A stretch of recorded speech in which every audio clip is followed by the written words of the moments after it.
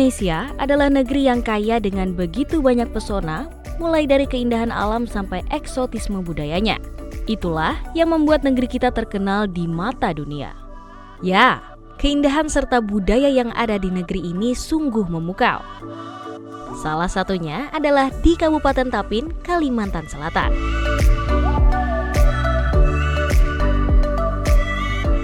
Uidang sanak sabarataan, apa kabar gasan buhan pian?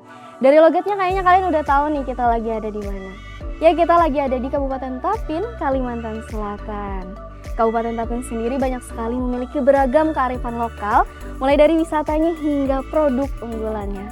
Tapi bukan hanya produk unggulan, kita juga memiliki salah satu hewan yang dijaga dan dilestarikan, yakni bekantan. Dimana kalau di Jakarta sendiri, bekantan menjadi salah satu maskot wisata ternama. Penasaran kan dengan perjalanan kita kali ini? Yuk ikuti keseruan ulun.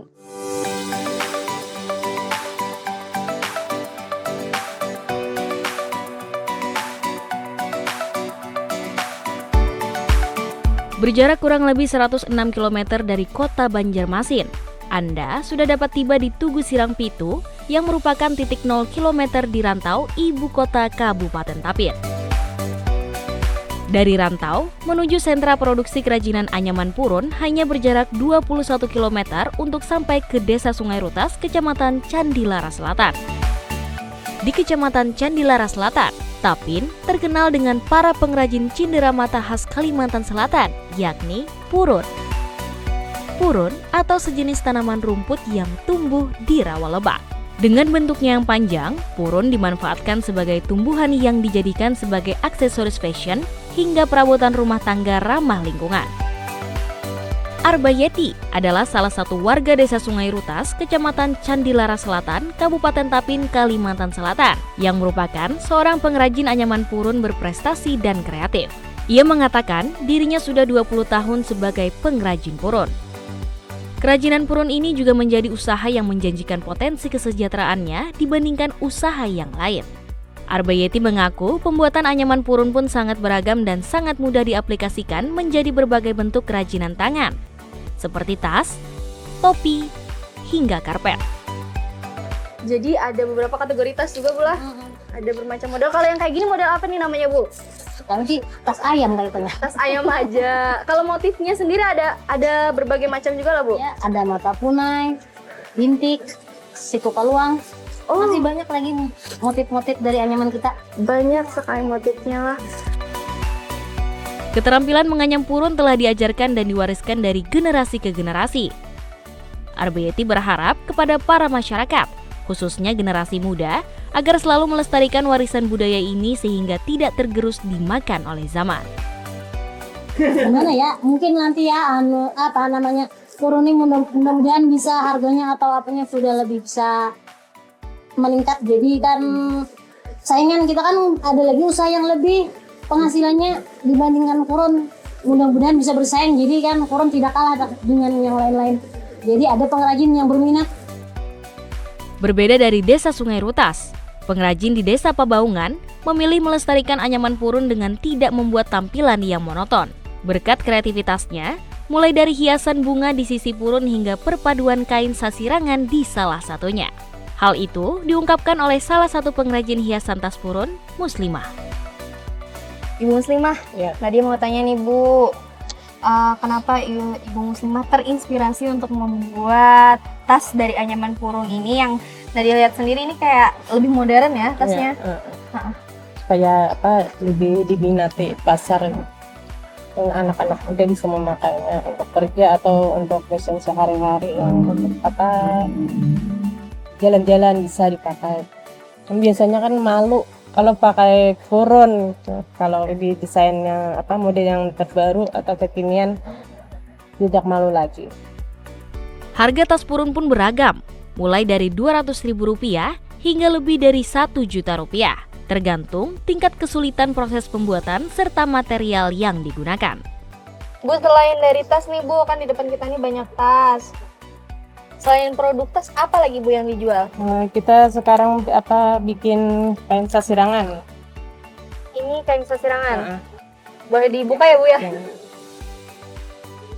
Ini Motifnya berbagai macam juga. Iya, kemarin kita ikut lomba desain juara 1 dan juara 2. Wah, lomba desain juara 1 dan juara 2. Selain pasarkan produknya di dalam daerah seperti tempat wisata di Tapin, ia juga mengaku pasarkan produksi Purun melalui akun media sosial. Nah, buat teman-teman yang mau pesan atau mau lihat-lihat produk Ibu Muslimah bisa cek Instagramnya di mana, Bu? Di Muslimah SMY, Kerajinan SMY. Kerajinan SMY. Ini di bawah sini ada ya? Dinas Perindustrian Kalimantan Selatan mendukung langkah pemerintah Kota Banjarbaru untuk memanfaatkan sentra industri kerajinan Kampung Purun di Kelurahan Palam, Kecamatan Cempaka, Banjarbaru sebagai destinasi wisata. Nurul Komariah mengatakan, pihaknya telah membantu pengembangan Kampung Purun dengan menggelar pelatihan, bantuan sarana prasarana hingga promosi. Diharapkan industri kerajinan Kampung Purun mampu menarik minat wisatawan untuk menjadikan Kampung Purun sebagai salah satu tujuan destinasi sekaligus oleh-oleh khas Kalimantan Selatan. Kalau kami dari Dinas Perindustrian memasarkan untuk di daerah, kami menyediakan galeri tamasa sekaligus untuk promosi. Dan ada pojok UMKM kami ada di mall pelayanan publik. Untuk aplikasi juga ada. Kami mempunyai aplikasi Sipikat. Jadi melalui link itu bisa kita langsung membuka akunnya. Kita akan melihat semua binaan yang ada di Kabupaten Tapin. Produk-produk yang ada yang di bawah binaan Perindustrian Kabupaten Tapin. Untuk skala luar provinsi kita melalui pameran juga ada pameran tingkat provinsi. Dan untuk nasional kita lebih ke pameran juga promosinya, yaitu pameran Dekranas, yaitu Krianusa dan Inakrab yang bertempat biasanya 1 tahun 2 kali ada di GCC Senen Jakarta. Jadi dengan cara itu kita mempromosi semoga binaan kita para EKM yang ada di Kabupaten Tapin supaya lebih luas dikenal oleh masyarakat setempat dan masyarakat luar. Jadi dengan mengajak biasanya kita ajak EKM-nya. Jadi kita dengan mempromosikan dengan pameran tadi supaya lebih memperluas orang-orang yang tahu bahwa binaan kita di Tapin hasil dari pengrajin kita. Apakah masyarakatnya sendiri ini sudah merasakan dampak dari penjualan hasil anyaman Purun yang mereka olah? Kalau dari saya sendiri itu selama kita melakukan promosi, yang pertama kita lewat ikut pameran, melalui galeri tamasa, di digital marketing, untuk omset yang sudah dirasakan oleh para pelaku usaha kita itu sudah sangat meningkat jauh dari sebelumnya. Dan kedepannya kita akan terus membantu mereka untuk carikan peluang pasar yang lebih bagus lagi.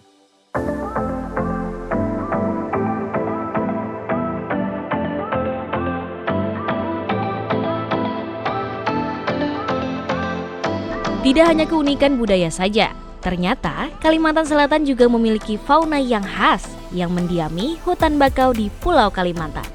Yap, Bakantan. Primata endemik Borneo ini menjadi salah satu ikon Provinsi Kalimantan Selatan. Selain Pasar Terapung yang sudah lebih dulu terkenal yaitu Pasar Terapung Lok Baintan. Berdekatan dengan kawasan pelabuhan fasilitas angkutan tambang batu bara di Kabupaten Tapin, ditemukan kelompok Bakantan yang hidup berkelompok. Tak mau mengusik spesies hewan langka tersebut, Jenny selaku pengelola ekowisata Bakantan Lok Buntar PT Antang Gunung Meratus menyulap kawasan di tepian Sungai Hariung itu menjadi tempat penangkaran dan wahana wisata. Kami PT Antang Gunung Meratus bersama pemerintah Kabupaten Tapin melihat habitat asli Bakantan yang berada di jalur transportasi kanal PT Antang Gunung Meratus yang berpotensi menjadi ahli fungsi lahan. Yang keduanya adalah komitmen perusahaan PT Antang Gunung Meratus yang bertanggung jawab terhadap sosial dan lingkungan sebagai pilar pembangunan sebagai society keanekaragaman hayati.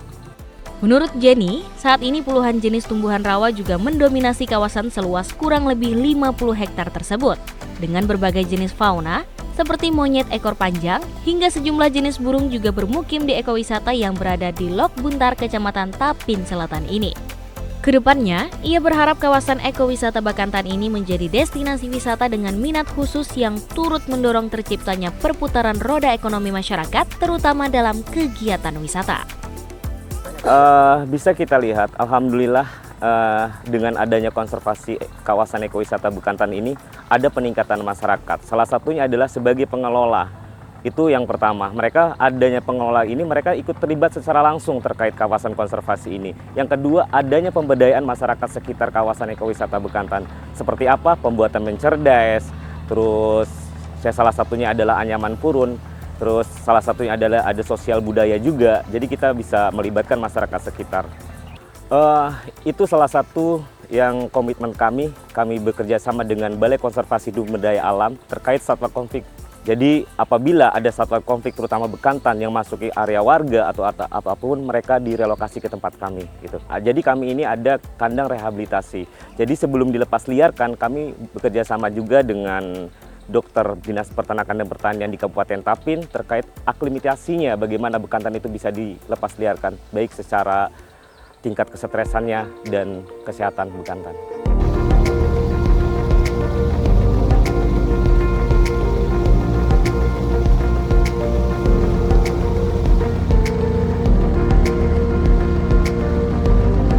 Beralih dari kawasan Lok Buntar, makam Datu Muning di Desa Sungai Rutas, Kecamatan Candilara Selatan, kini juga semakin banyak dikunjungi warga dari berbagai daerah. Pasalnya, di makam Datu tersebut ternyata terdapat hewan langka yang dilindungi, yakni Bakantan. Untuk menuju lokasi Bakantan itu tidak terlalu jauh dari pusat kota rantau. Ke Sungai Rutas sekitar 20 km, kemudian naik lotok selama 15 hingga 20 menit menuju komplek makam tersebut. Menurut tokoh masyarakat setempat Syahrani, Bakantan tersebut muncul di pinggir sungai pada pagi hari sekitar pukul 8 dan sore hari pada pukul 5 waktu Indonesia bagian tengah, yang diperkirakan terdapat 30 ekor Bakantan. Nah, biasanya penziarah itu kan secara tidak langsung tujuan pertama untuk ziarah ke makam. Tetapi karena dalam perjalanan dari pelabuhan makam Datu Muning yang ada di muka masjid itu sampai ke sini itu memerlukan waktu beberapa menit, ya hampir setengah jam lah. Nah, mereka itu terkadang secara tidak langsung menikmati alam ini dan menikmati itu tadi ada primata Bakantan. Nah, sehingga ketika mereka pulang, mereka biasanya meminta kepada supir kelotok atau supir perahu ini untuk memperlambat perjalanan balik mereka agar dapat menikmati alam ini. Jadi primata Bakantan itu biasanya muncul setiap hari di antara jam 8 sampai jam setengah 10, sesudah itu jam 3 sampai jam 5 sore atau sampai maghrib. Nah, kalau hasil survei dari Pok Darwis, kami bahwa untuk koloni Bakantan yang ada di wilayah Lok Buah ini, yang makam Datu Muning ini ada sekitar 9 koloni yang khusus di sini.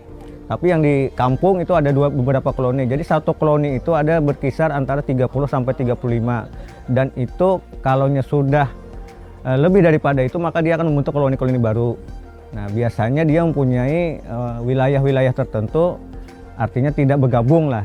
Artinya bila mereka bertemu, maka mereka akan memisah. Dan jika kita ingin bertemu dengan Bakantan tersebut, kita harus bisa mengetahui titiknya di mana dan kapan kita akan menemukannya. Biasanya 1 minggu pasti di titik itu lagi.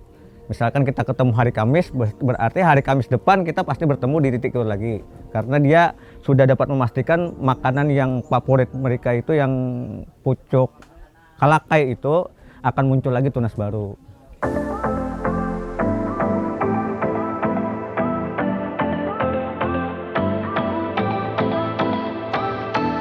Berbicara Kabupaten Tapin, tidak ada habisnya untuk saya berbagi cerita. Bagi para pecinta makanan pedas, sambal merupakan menu wajib yang dihidangkan untuk menggugah selera, bukan? Tentu setiap daerah memiliki ciri khas sambal dari tanaman cabai tersendiri. Salah satunya, cabai hiung di Desa Hiung, Kecamatan Tapin Tengah, Kabupaten Tapin.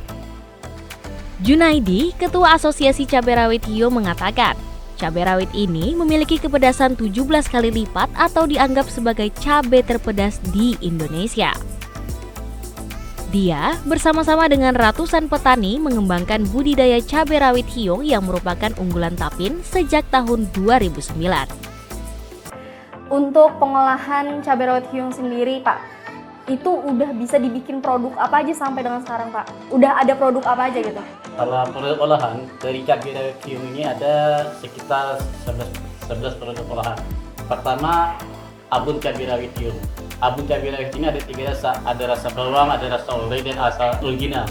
Nah, jadi ada 3. Kemudian sambal. Sambalnya dari rasa. Ada rasa mangga, ada rasa ore, ada rasa limau kuit, ada rasa ramania, dan rasa original. Jadi sebagaimana yang terlihat di sana, ada uyap hijau, ada sambal bawang, ada cili. Nah, jadi cili cabai hiung itu adalah merupakan dari hamparan atau kepingan daripada cabai rawit dijadikan bubuk.